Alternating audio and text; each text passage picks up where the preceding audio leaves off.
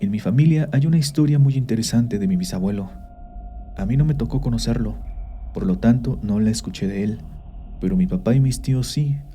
A ellos se las contó una sola vez, y por lo que entiendo, la abuela les prohibió hablar de ella, contarla. Si se llegaba a mencionar, se molestaba mucho y decía que todo eran inventos del bisabuelo, que estaba loco. Sin embargo, mucho de lo que sucedió en el rancho con la familia se puede explicar con esa extraña historia. Pero antes de escucharla o leerla, es preciso que conozcan todo lo que pasó. Así que esta es otra historia de los abuelos, de ranchos. Sé que han escuchado muchas, pero estoy seguro que pocas como esta. La casa de los abuelos era de esas casonas antiguas, de piedra, grande, de una sola planta y un gran patio. El lugar estaba construido en un terreno enorme. La verdad no sé cuántas hectáreas eran, pero un poco más allá de la casa estaban los corrales de los animales y todavía más allá una gran extensión de terreno para pastoreo. A mí siempre me pareció un lugar muy cálido, pero conforme fuimos creciendo los primos, nos dimos cuenta que había muchas cuestiones familiares que desconocíamos, más bien que estaban ocultas, secretos entre las paredes, pláticas extrañas entre la abuela y los tíos, sobre todo aquellas que tenían lugar en el despacho de la abuela, un pequeño cuarto que funcionaba como estudio u oficina, y también que había algo en esa parte de la propiedad a la que teníamos prohibido ir. Todo inicia cuando yo tenía 12 años. Entonces fue que empezó a manifestarse una aparición en el rancho. Era sábado. Esos días, religiosamente, la familia se reunía para comer. La convivencia siempre se prolongaba hasta muy noche, incluso luego hasta de madrugada. Me encantaban esas reuniones, ya que mientras los adultos estaban en el comedor o en la sala, echando trago, tomando café, hablando de negocios pues y cuestiones de gente grande, para nosotros, para los menores, para los primos, era como una fiesta y sin duda nuestra parte favorita empezaba al oscurecer cuando encendíamos una fogata. Hacíamos la alumbrada de modo que quedáramos viendo frente a la casa.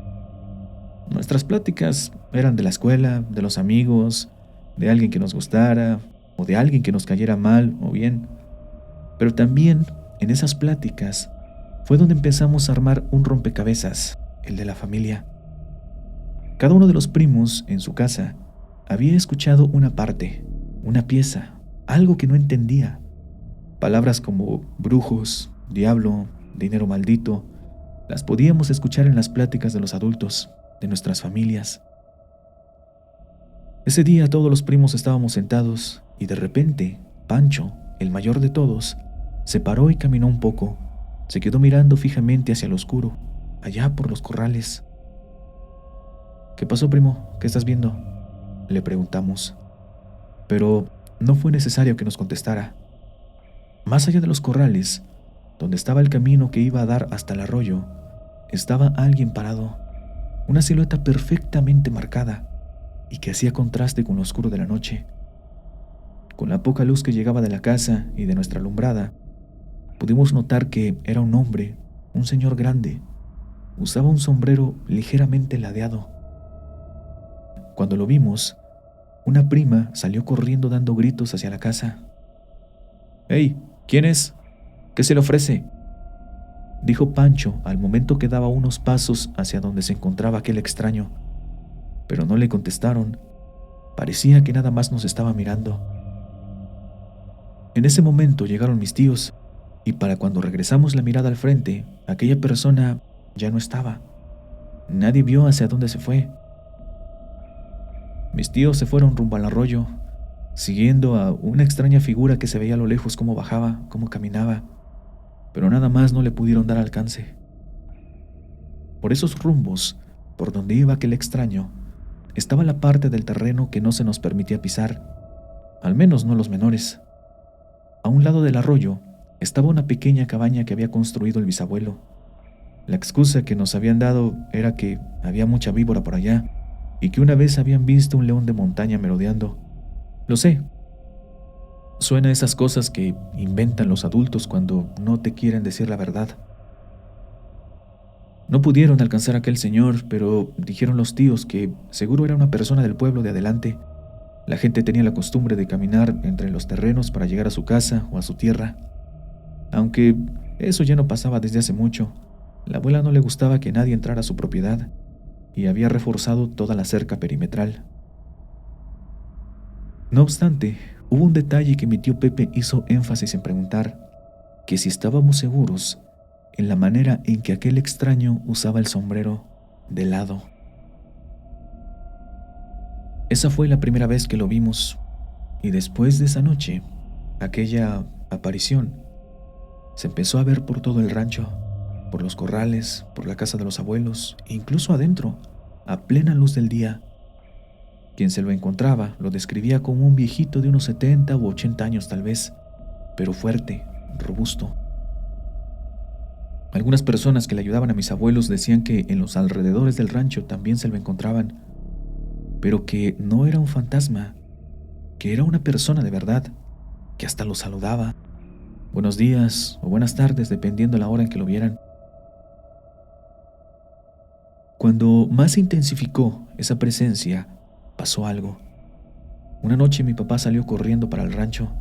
Mi abuela se había caído, pero aparentemente todo había sido producto de un empujón.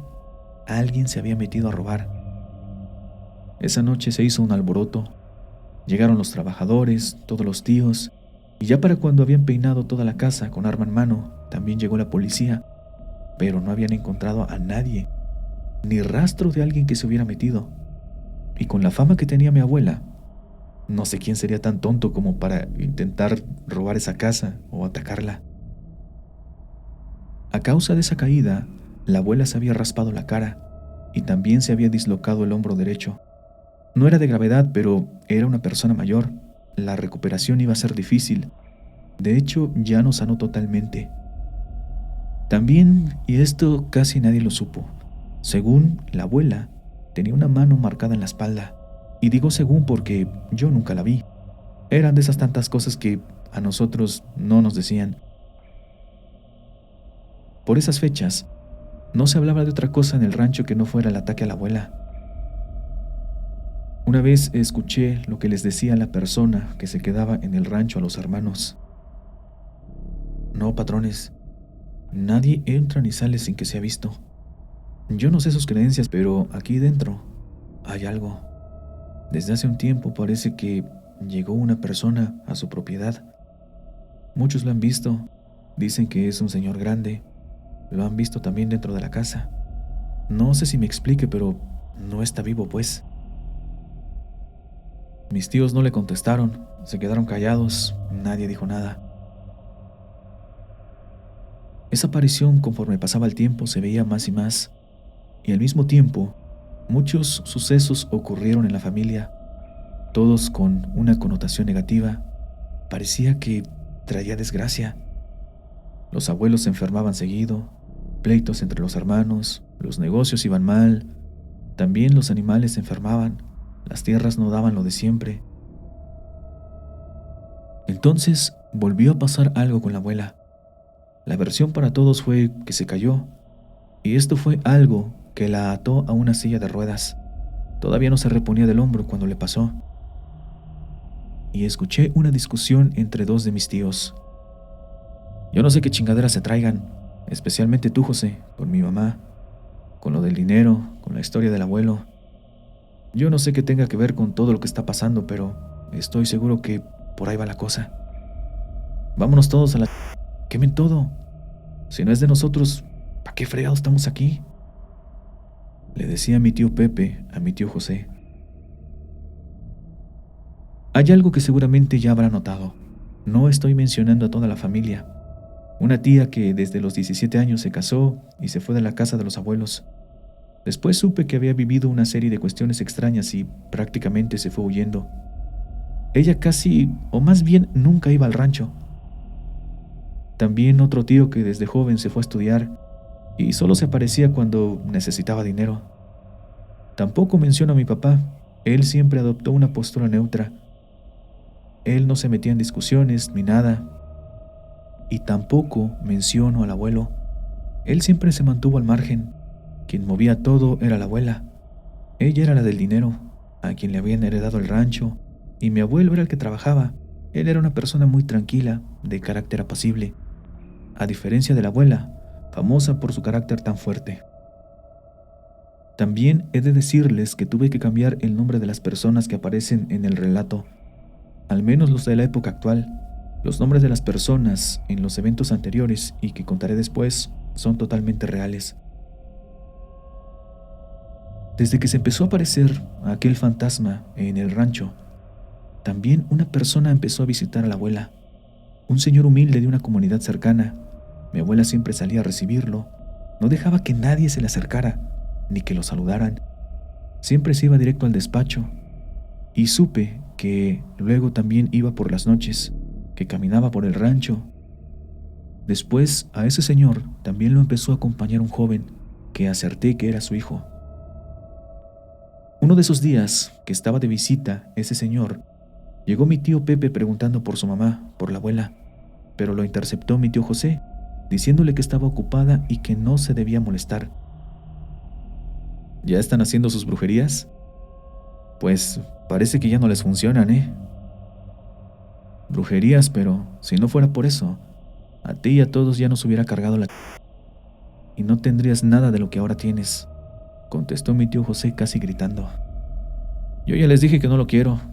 Ustedes me metieron en sus porquerías sin preguntarme. Mi tío Pepe era el menor. Él no se había casado. También era el más cercano a los sobrinos, el que nos tomaba en cuenta y nos defendía, el que platicaba con nosotros. En esos días, mis tíos y la abuela se encerraron a platicar con el brujo en su despacho. Yo los vi entrar y se me hizo fácil acercarme a ver si podía escuchar algo, pero no me di cuenta que mi tío José venía apenas entrando. Me vio y me puso una regañada tan fuerte que aún la tengo fresca. Para ese momento yo ya tenía 14 años. No te agüites, cabrón. Estas son pláticas de adultos. No entenderías de lo que hablamos, pero ya llegará el momento en que vas a estar sentado ahí dentro y te aseguro que vas a desear no estarlo, como yo, dijo mi tío Pepe. La abuela nunca se pudo recuperar de la lesión de la columna, aquella que la mantuvo en la silla de ruedas. Falleció al año siguiente. Antes de partir, la abuela pareció, y esto lo digo entre comillas, entregarle el bastón de mando a mi tío José, el mayor de los hermanos. El día en que la estaban velando, volvió a llegar al rancho aquel señor humilde que mencioné hace ratito, el brujo que le decía a mi tío Pepe. Él se encerró a platicar con mi tío José. Al parecer, ahora él era quien iba a continuar con los asuntos de la familia. Un poco después, habían pasado unos meses y se volvió a intensificar la presencia de aquel viejito en el rancho. Y ahora fue el abuelo. Su salud empezó a deteriorar. No quiero entrar en detalles, aparte, él era quien menos tenía que ver con lo que les voy a contar. Al poco tiempo, también falleció. Las peleas de mis tíos continuaron, el mayor clavado en su trabajo, en ese papel de ver por la familia, de seguir cargando con cuestiones ajenas o no sé cómo decirle. Y el otro, el menor, Pepe, tratando de decir que era mejor llevar una vida tranquila, en familia, pero nunca se pudieron entender, nunca concordaron. Y luego iba a ocurrir la peor tragedia en la familia. Supongo que todo lo anterior tenía remedio. Después de esto, ya no lo tuvo. Panchito no solo era el hijo mayor de mi tío José, también era el mayor de los primos y el que pintaba para ser el gran heredero del rancho, de los negocios. Siempre pegado a mi tío, dominaba todas las tareas del rancho, de un carácter fuerte como la abuela, y supongo que por eso fue su consentido. Pero también a la vez era sumamente protector con nosotros los primos más pequeños. Él, Pancho, desde muy temprana edad aprendió a ensillar un caballo, a ordeñar, inyectar. Era parte de las tareas de casi diario. También aprendió a manejar, ya que siempre hacía falta quien moviera algo, un animal, alimento, materiales. que los llevaran de aquí para allá, y mi tío no siempre estaba para hacerlo. Él era una persona centrada, tranquila, no tomaba, no fumaba, pero le gustaba convivir con los primos y con sus amigos de vez en cuando se iba a los bailes o a los jaripeos. Fue precisamente en uno de esos que pasó. Había ido a un lugar que estaba como a 1 hora del pueblo. Era una fiesta patronal y había ido una banda muy famosa de esos años.